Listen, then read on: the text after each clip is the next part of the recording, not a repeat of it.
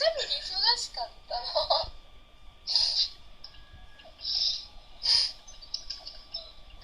あ、ちょっとお菓子食べよう。ちょっと待って。お菓子食べちゃダメ。ねえねえ、これ美味しそうだ。あ、よかった。ありがとう。夕飯何？お菓子食べるね。で、これ美味しそうじゃない？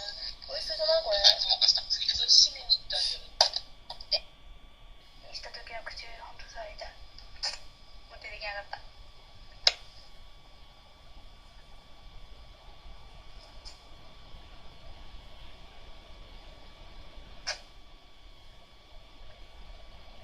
コースの看板娘。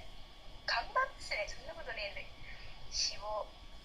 そっちじゃないね。すげえ激しいな。かわいい。いいよ、ありがとう。初見です。ブラつけてるやん。そうだよ。初見さんいらっしゃい。父親にネット引かせよ。ネット引かせよ。頭カッチカチでダメなの。来週の土曜のキャス楽しみにしてよ。楽しみにしてる。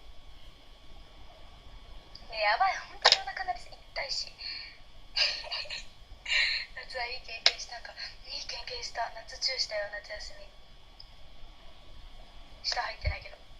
親フラ指定しないよ、ババフラね。この家にばあちゃんとおいしかいない。この広い家に。好きな人にしかキスしたくないって言ってしてくれた家。さよ好きだから。ああ。やだ、くしゃみ、ほんと。画面で触ってねえ、ゆうせいくんマジで可愛いっていうか照れる。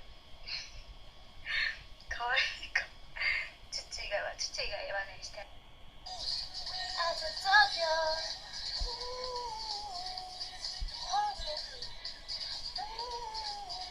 メタバージョンってメタルバージョンってめっちゃ18歳同い年同学年お